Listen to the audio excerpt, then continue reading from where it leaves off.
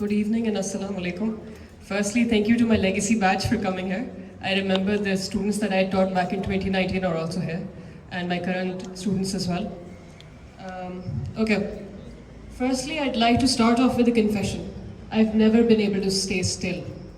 Not as an adult, not as a student, and not as a child. My mum would probably second that. I'm famous as Hajra jiski haddi mein koi chain nahi hai. That's always been my problem. And unfortunately, being able to sit still is a highly paid job now. It's kind of like a prerequisite in the modern day workfare. You have to sit still next to computers. You have to sit still in meetings, out of meetings as well. And I always had trouble with that. It was my tragic flaw. You see, I grew up in an army family where each time you came to know that now you're attached to this city, that very moment our father would be posted to another place. We had to ghost friends without wanting to ghost them. This is the early 2000s. And at that time, we did not have Facebook, we did not have Instagram.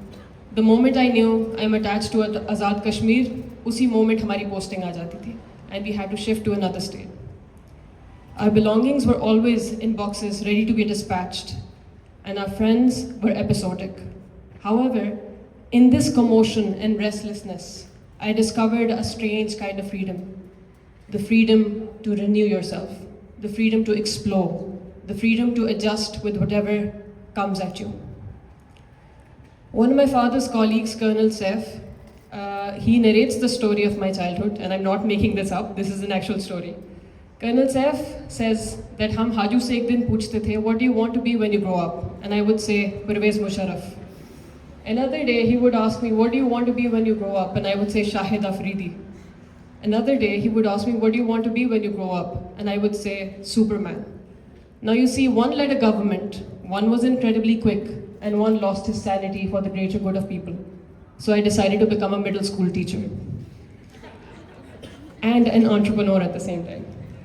But you see, as a middle school teacher, despite the qualms that I have with this profession, despite how many times in a class I tell myself not to put the numbers 6 and 7 together, despite how many times, and without wanting, against my own will, I know the songs to Chahat Fateh Ali Khan now. And also, I know words like aura farming. Despite these qualms, I will still argue that middle school teaching, or teaching in general, has taught me one invaluable skill, which is the skill of communication. And I would actually lay claim to the fact that business at the heart of it is all talking. You have to pretend you have a good posture, you have to show up, and you have to talk to people. That's all business is. And I also believe that middle schoolers would actually make wonderful entrepreneurs because they renew themselves every other day in every other subject, and they try out new things. In the past 7 years after graduating, I have worked as a trip organizer. I have founded my own travel agency. I have worked as a middle school teacher, and I'm also a vocalist in a band as well. And also, I do own a photography business. My mom would say that my CV looks less like my career amalgamation and more like a personality disorder. However, I've had a lot of fun trying out new things, and I'm still willing to try out more. In fact, I'm going to start a cinnamon roll business soon, because you can always add up. Which sort of reminds me of the story of the prodigal son. Back in 2017, when we were waiting in our class at Kinnaird College, Dr. Nadia Anjum came to us, our senior literature professor, and she told us the story of the prodigal son. One father who had 2 sons, elder and younger. The elder one was the more trustworthy one, the loyal one. Meanwhile, the younger son was the prodigal son, the naughty son, the untrustworthy one. The younger son decided to take his inheritance and desert his father. He left his home, went out there in the real world, made a lot of mistakes, and then he learned a lot of knowledge. He was quite entitled, but at the result of this, at the result of leaving his home, he learned a lot of skills. He made a lot of mistakes, and then one day he decided he's going to come back home. When he came back home, his father accepted the lost son, because the moral of the story was that the lost son had now been found. He had returned. But not only he had returned changed. This is a story of entitlement that turns to humility. This is the story where a person who lacks skills now goes out there in the world and learns knowledge by facing the hardships in the world. In that moment, I knew that I was going to start off my own travel agency, which I would call Prodigal Passengers, in which I would take females to the north of Pakistan, and we would make our mistakes, we would get hurt along the process, we would be bruised, but we would come back home better. We would come back home reformed. In the last 6 to 7 years, just to share some of my achievements, I've been able to take females ranging from the age of 11 to 54. And we have had more than 300 trips. We have visited the areas of Skardu. We have visited the entirety of North. I've been able to visit it with my friends and with other people as well. Just to share one story, back in 2019 when I had to organize my first trip, this was my first trip. So Michelle here, I wasn't at SICAS yet, which is a story for another day, because when I was getting hired at SICAS back in 2019, people had told me, do not talk about your trips. Do not talk about your trips. And I remember Miss Noshin was inside and she asked me, what are you proud of? This was her first question. And I said, my trips. And then from there on out, we started talking about trips. This is something that I can't avoid in my life. Travel is something which I hold deeply, really close to my heart. Miss Shella, her daughter Aruba, we had studied in the same college. So I hadn't met Miss Shella before that. Ab Aruba asked me कि तुमने कुछ भी करके मेरी अम्मा को convince करना है. See, now business is all about your self-belief. अब मुझे नहीं पता था ऊपर landslide होगी या नहीं होगी, ऊपर road है कि नहीं है. But I went to Miss Shella's home. I hadn't known her by then. I took a large map with me and I told her, I labeled it out. Miss, यहाँ पे भी रोड है, यहाँ पे भी रोड है, हमारे पास driver भी है, आप बेफिक्र हो जाए. And Miss Shella just said कि सब कुछ ठीक हो जाएगा ना. And without really knowing it, I said आप बेफिक्र हो जाए, सब ठीक हो जाएगा. And I was able to take her daughter on that trip. Now the same trip, the way it started, this was my first trip. I had put in 2 months of work for this trip. I had booked the coaster, I had booked the hotels. This was a 10-day trip. We were moving from Lahore to Naltar, to Astor, to Deosai. We were camping with brown bears. And then after Deosai, we were moving to Skardu for 4 days and coming back to Naran. This was a 10-day trip at the time, in 2019. 2 mahine ka kaam karne ke baad, the moment we were about to depart from Punjab University, which was the departing point, the Lair Mehdi's Tunak Tunak played in our coaster, and the moment the chorus hit, coaster mein dhamaka phat gaya. And I got out of the coaster in that moment. After 2 months of work, I knew I was cooked. But you do what you do in that moment. I found a little corner on the side of the road and I wept. Crying, I called my mom and my mom said to me, I picked up the phone and I told my mom, Ma, coaster mein dhamaka phat gaya. My mom goes, aur karo tum trips organize. Maine to bola tha tumhe yahi hoga. And then after that she said, कि संभालो अब इसे, because it's a part of your job. And then after that, I knew she was right. I knew the danger, I knew the risks, and I had chosen this for myself, despite 2 months of work that I had put into it. After that, we pushed the coaster to a petrol pump. The coaster had broken down completely. And in that moment, we found another coaster on the spot, which was a newer model, and we found an experienced driver as well. It was my fault that I had booked a coaster, which was an older model, because this was my first try. And also I had gotten a driver who was inexperienced. So I still thank Allah Ta'ala for having that AC compressor blown off, because without it, we would be with a broken down coaster in the north of Pakistan. So Alhamdulillah, wo Punjab University ke bahari pad gaya. The point is that you must make mistakes. If I hadn't made that mistake that day, I wouldn't have learned my lesson. Okay. The next thing, speaking of moms, I want to talk about parental consents. I think what connects us all together is the generational curse of the word ijazat. हमें इजाज़तें नहीं मिलती अपने माँ बाप से. My first advice to you would be, try to be the youngest child. If you're not the youngest child, however, because we get consents easy, I'm also the youngest child. My elder siblings would always say, Hazra को क्यों इजाज़त मिल जाती है और हमें क्यों नहीं मिलती?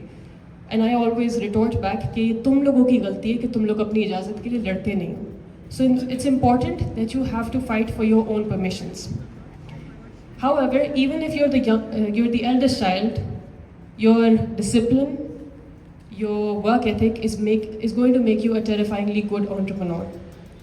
How did I get my parental consent? I worked as an intern in a company which is called Globetrotters Pakistan back in 2018.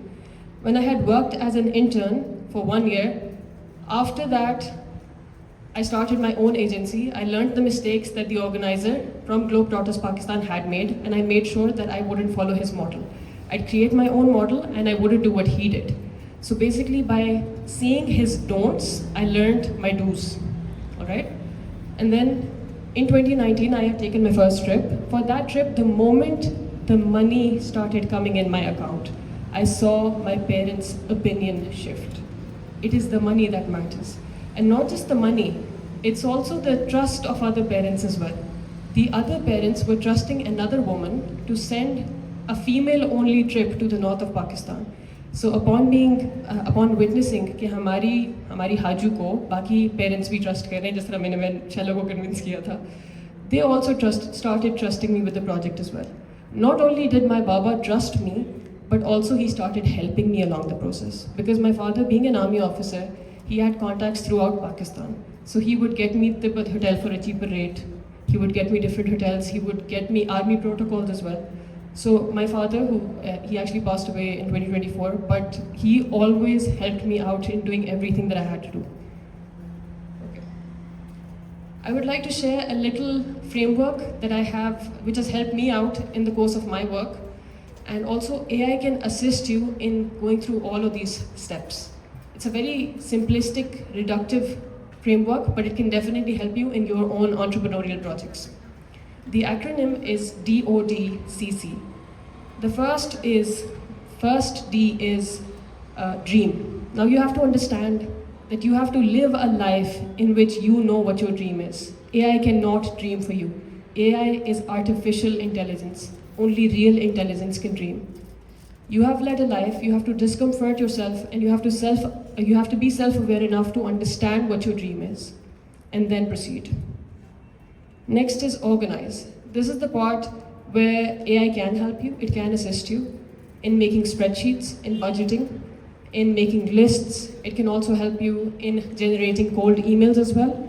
Just so if you're not good at formal writing, AI can do all of that for you. Next up is the doing part.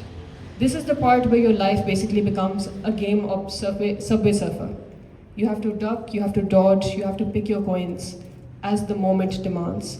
This is where your agility and your quickness is tested.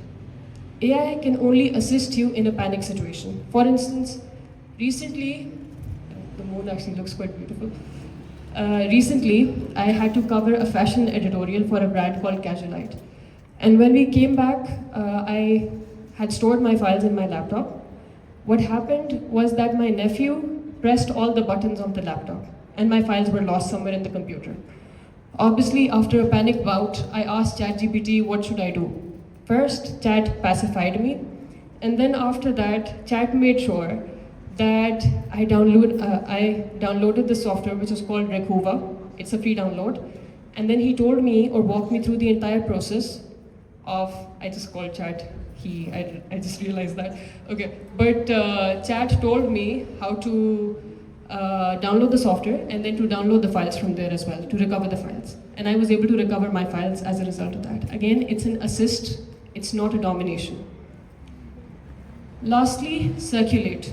Pardon my language here, I've picked up these words from middle school. Circulation or marketing is the pick me phase of your entrepreneurship. This is the part where you have to say, look at me, I have done something great, please notice me. I grew up hearing this proverb or muhavra which says, my nana always told me, कि नेकी कर और दरिया में डाल, which means you do something good and then you gloat about it, you brag about it. और मैंने बचपन से कभी अगर अच्छा किया, it was always a problem, I was too self-conscious. I did not want to be known as a bragger. However, let me tell you a story of a man जिसने नेकियां की और फिर दरिया में डाली, and now we know him as Mr. Beast. So it's very important that you gloat, but you gloat cinematically. All right. Lastly, cycle. This is the process, end step. If you have liked what you've done, you do it all over again. You go back to dreaming and then you repeat the process. Or perhaps if your dream turned into a nightmare, you see a different dream. Today, if I convince you of something, let it be this. Be brave enough to try what you want to try. Have it as a side hustle, but do test the waters. To quote Carl Jung, the world is full of people suffering from the effects of their own unlived life. Whether your life is going to go unlived or whether your life will be